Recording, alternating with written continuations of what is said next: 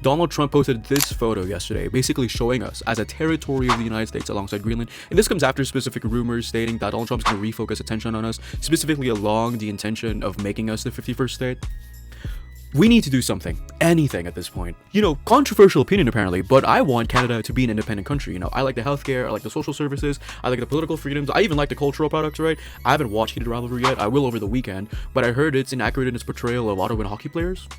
I'll say it. And this speaks to this idea I've heard from a lot of Canadians recently about how we don't have a national identity, how we're this sort of artificial economic union of peoples, but I heavily disagree. I think over the past 160 years, Canadian political and cultural history has really developed a sort of unique Canadian identity that we see perpetuated in our institution. Recognizably, a lot of Canadian history is exploitative and it is imperial, but the evolving nature of Canada has really put a lot of emphasis on the cultivation of Indigenous culture and art and the sort of multicultural acceptance that I personally have benefited from, which makes this sort of idea of Canada and the principles, values behind it something worth fighting for. Speaking about fighting, the Canadian military has recently released that they modeled a hypothetical invasion from the United States, and to summarize, they concluded that right now the Canadian military is not enough to fend off the strongest military on earth, and that we have to resort to guerrilla tactics. So I do think we should be raising our military budget if we actually want to affirm our independence. But my main worry is, and probably what will happen at this point, is that people are not that committed to the existence of Canada to risk escalating conflict with the United States, and so fundamentally we're just going to give in either way, which really speaks to the sort of commitment that people have to the democratic principles and values that are present in Canadian society, which